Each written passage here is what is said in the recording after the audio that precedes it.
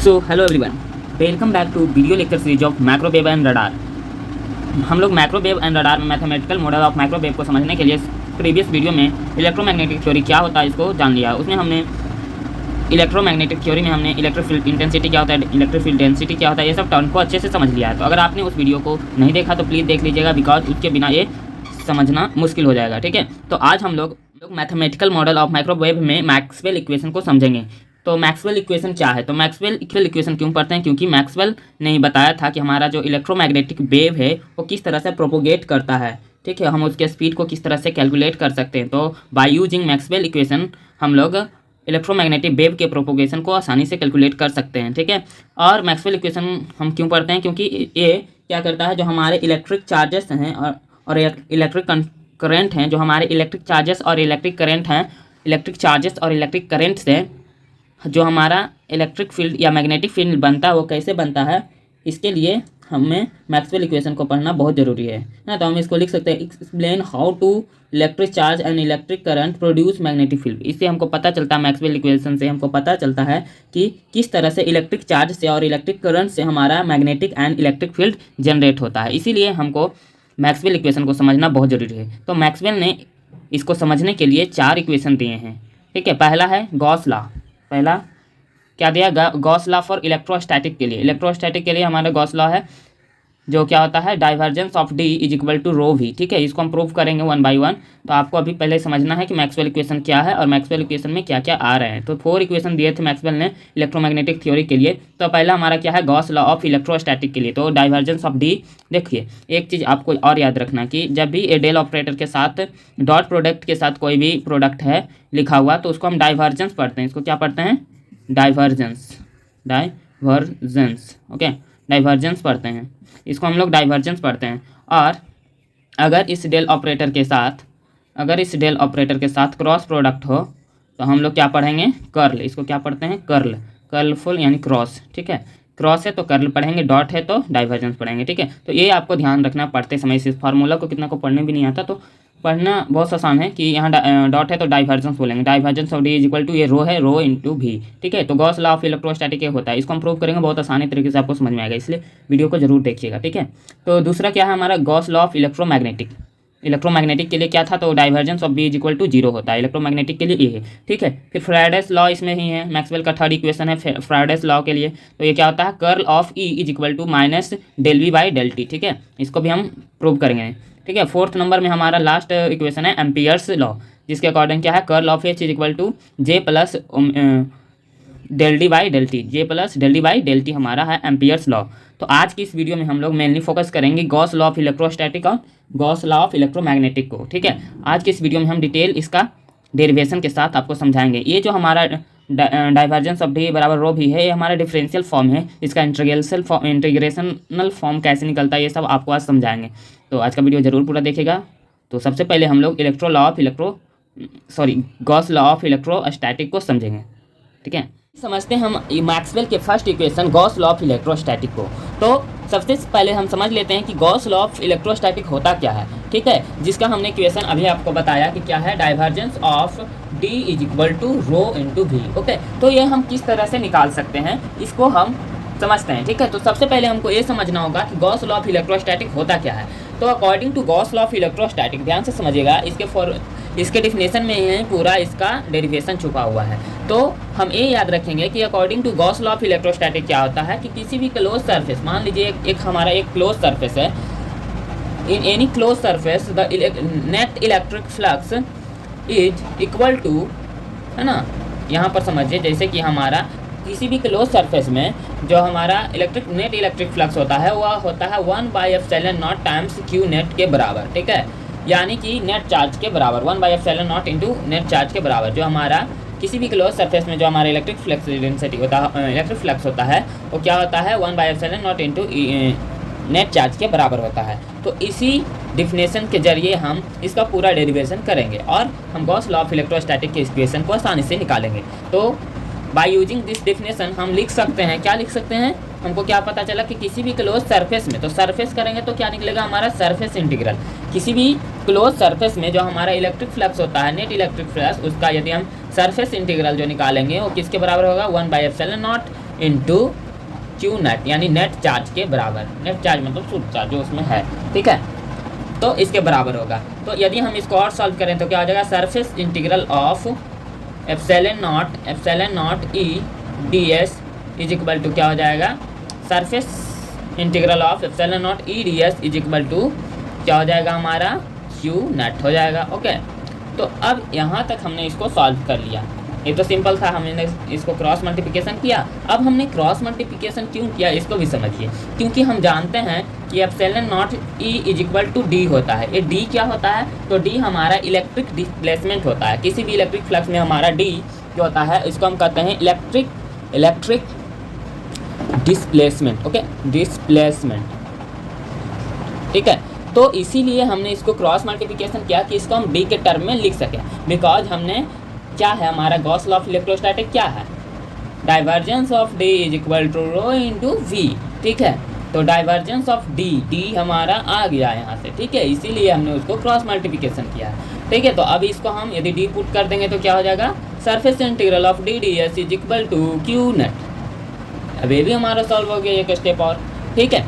तो अब हम क्या करेंगे, अब क्या करेंगे कि हमारा वो इक्वेशन आ जाए, ठीक है। तो अब हम करेंगे कि हम एक और जानते हैं फॉर्मूला की वॉल्यूम चार्ज डेंसिटी का, जिसका ताल्लुक हमारे चार्ज से होता है। वॉल्यूम चार्ज डेंसिटी का फॉर्मूला जो होता है यहाँ, according to volume charge density, है ना। वॉल्यूम चार्ज डेंसिटी को हम किससे डिनोट करते हैं, तो रो से डिनोट करते हैं। रो इज इक्वल टू हमारा होता है क्यू बाई वी। तो यहाँ देखिए क्यू है, तो यहाँ से यदि हम क्यू का वैल्यू निकालेंगे तो क्या हो जाएगा, Q is equal to rho into V हो जाएगा। देखिए जो हमारा राइट हैंड साइड का जो हमारा टर्म था वो भी हमने इस फॉर्मूले के हेल्प से निकाला। देखिए हम बार बार आपको ये याद रखना है सिर्फ कि गॉस लॉ ऑफ इलेक्ट्रोस्टैटिक का फॉर्मूला क्या है, या तो उसका डेफिनेशन याद रखिए या तो उसका फॉर्मूला याद रखिए, ठीक है। तो उसका क्या था derivation, divergence of D is equal to rho into V. तो देखिए डी तो हमने पहले ही यहाँ से निकाल लिया और रो इंटू वी तो हमने यहाँ से निकाल लिया। तो अब हमारा बचा क्या, डाइवर्जेंस। तो देखिए वो कैसे हमारा आएगा ये भी समझिए, बहुत आसान है। तो इसके अकॉर्डिंग अब हम क्या करेंगे, by using volume charge density का फॉर्मूला रो बराबर होता है क्यू बाई वी। तो अब हम क्या करेंगे कि इसको हम वॉल्यूम इंटीग्रल में चेंज करेंगे, क्योंकि रो बाई वी होता है तो वी हमारा यानी वॉल्यूम को डिनोट कर रहा है, ठीक है। तो यदि हम इसको एक सरफेस इंटीग्रल में और इसको यदि हम किसमें चेंज करते हैं, वॉल्यूम इंटीग्रल में, क्योंकि हमारा रो बराबर क्या होता है, सॉरी क्यू बराबर क्या होता है, rho into V, because volume density rho बराबर क्यू बाई वी। तो हम क्रॉस मल्टीप्लिकेशन करके निकाल लेंगे क्यू बराबर रो इंटू वी, ठीक है। तो अब हम इसका वॉल्यूम इंटीग्रल करते हैं। देन आई होप आपको समझ में आ रहा होगा, एक बार हम इसको रिवाइज भी करेंगे, ठीक है, ताकि आपको आसानी से समझ में आएगा, ठीक है। तो यहाँ हम क्या लिख सकते हैं, surface integral of D D S is equal to, अब हम लिख सकते हैं ना, rho into V, volume integral of rho into V, क्योंकि क्यू के बराबर तो रो इंटू वी हो गया, ठीक है, इंटू डी वी लिख सकते हैं अब, ठीक है, वॉल्यूम का इंटीग्रल कर दिए। तो अब देखिए अब हमको यहाँ थोड़ा सा दिमाग लगाना है। क्या दिमाग लगाना है, तो यहाँ देखिए ये हमारा एक इधर का टर्म जो लेफ्ट हैंड साइड का टर्म है वो सरफेस इंटीग्रल, और जो राइट हैंड साइड का टर्म है वो हमारा वॉल्यूम इंटीग्रल है। तो सरफेस इंटीग्रल और वॉल्यूम इंटीग्रल दोनों अलग अलग है। तो हम एक Gauss law of divergence law पढ़े हैं, गॉस का डाइवर्जेंस लॉ पढ़े हैं कि हम उसके अकॉर्डिंग किसी भी सरफेस इंटीग्रल को वॉल्यूम इंटीग्रल में चेंज कर सकते हैं। तो बाय यूजिंग, तो हम उसका यूज करेंगे by using Gauss divergence law, ठीक है। तो गॉस का डाइवर्जेंस लॉ यूज करेंगे, गॉस डाइवर्जेंस लॉ। यदि हम गॉस के यहाँ डाइवर्जेंस लॉ यूज करेंगे तो क्या हमारा हो जाएगा, तो हम किस लिए यूज करते हैं, सरफेस इंटीग्रल को वॉल्यूम इंटीग्रल में चेंज करने के लिए। तो यहाँ से हमारा हो जाएगा सरफेस इंटीग्रल और डी एस बराबर, इसको वॉल्यूम इंटीग्रल में चेंज करते हैं तो हमारा एक ऑपरेटर आ जाता है डेल डॉट डी हो जाएगा, ठीक है, डेल डॉट डी, है ना। इसको आप वॉल्यूम इंटीग्रल में हम चेंज करते हैं, डेल डॉट डी बराबर हमारा ये हम वॉल्यूम इंटीग्रल में चेंज हो गया, ठीक है। सरफेस इंटीग्रल को वॉल्यूम इंटीग्रल में हमने चेंज कर दिया by using Gauss divergence law, ठीक है। तो हमारा दोनों तरफ अब वॉल्यूम इंटीग्रल हो गया, ठीक है। तो देन मान लीजिए हम इसको इक्वेशन 1 मान लीजिए और इसको 2, तो क्या लिखेंगे, फ्रॉम इक्वेशन 1 और 2, फ्रॉम इक्वेशन 1 एंड 2, ठीक है। तो 1 और 2 से हम यदि हम दोनों को इक्वल करें कि वॉल्यूम इंटीग्रल दोनों का सेम कर दें, तो volume integral of del dot D D V is equal to volume integral of rho into V D V हो जाएगा। ठीक है, तो इससे अब हम इसका इंटीग्रेशन निकालेंगे तो क्या हो जाएगा, वॉल्यूम इंटीग्रेशन, तो क्या हो जाएगा, यहाँ से हमारा डेल डॉट डी आ जाएगा और यहाँ से रो इंटू वी आ जाएगा। तो यही तो है हमारा गॉस लॉ ऑफ इलेक्ट्रोस्टैटिक। ठीक है, यही ना है, ठीक है, रो इंटू वी, तो यही है ना। तो इस तरीके से हम निकाल सकते हैं गॉस लॉ ऑफ इलेक्ट्रोस्टैटिक के फॉर्मूले को, और इस तरह से प्रूव भी कर सकते हैं। यदि आ गया कि explain Gauss law of electrostatic या एक्सप्लेन मैक्सवेल फर्स्ट इक्वेशन, तो फर्स्ट इक्वेशन यही है गॉस लॉ ऑफ इलेक्ट्रोस्टैटिक, तो हम इस तरह से इसको आसानी से हम निकाल सकते हैं। ठीक है, तो आई होप आपको समझ में आया होगा। अब एक बार इसका शॉर्ट रिव्यू लेते हैं कि हमने किस किस कैसे कैसे इसको पूरी तरह से निकाला है। ठीक है, तो सबसे पहले हम इसको देखते हैं कि सबसे पहले हमने क्या समझा। ठीक है, तो फिर से एक बार समझ लीजिए, शॉर्ट में रिवीजन कर लेते हैं कि किस तरीके से हमने इसको निकाला। बहुत आसानी से आप समझ जाएगा, एक बार पूरी तरह से आपको पूरा प्रोसेस एक साथ आएगा। तो ठीक है, तो रिवीजन हम कर रहे हैं कि ये गॉस लॉ ऑफ इलेक्ट्रोस्टैटिक किस तरह से निकाला। ठीक है, तो हमने सबसे पहले इसमें क्या समझाया आपको कि गॉस लॉ ऑफ इलेक्ट्रोस्टैटिक होता क्या था। ठीक ना, गॉस लॉ ऑफ इलेक्ट्रोस्टैटिक के अकॉर्डिंग यदि किसी भी क्लोज सरफेस में जो हमारा नेट इलेक्ट्रिक फ्लक्स होता है उसका सरफेस इंटीग्रल जो होगा 1/ε0 इंटू क्यू नेट के बराबर होगा, यानी नेट चार्ज के बराबर होगा। ठीक है, यही बताया। फिर इसी को हम इसी इक्वेशन के फॉर्म में लिख के हमने इसको पूरा सॉल्व कर दिया। देन हमारा गॉस लॉ ऑफ इलेक्ट्रोस्टैटिक आ गया। तो किस तरीके से किया था हमने, surface integral of E D S is equal to क्या था हमारा 1/ε0 इंटू क्यू नेट। ठीक है, यानी नेट चार्ज। तो यदि हम इसको क्रॉस मल्टीप्लिकेशन करें तो क्या हो जाता है, ε0 D S is equal to Q net. ठीक है, हमने इसको ε0 पे क्यों किया, क्योंकि हम जानते हैं कि हमारा इलेक्ट्रिक डिस्प्लेसमेंट डी बराबर होता है, चूँकि इलेक्ट्रिक डिस्प्लेसमेंट डी बराबर हमारा होता है ε0 इंटू ई। ठीक है, तो ε0 इंटू ई के जगह पर हम क्या लिख सकते हैं, डी लिख सकते हैं आप, डी एस है ना, यहाँ पर सरफेस इंटीग्रल है। ठीक है, surface integral of D D S is equal to क्या हो जाएगा हमारा क्यू नेट।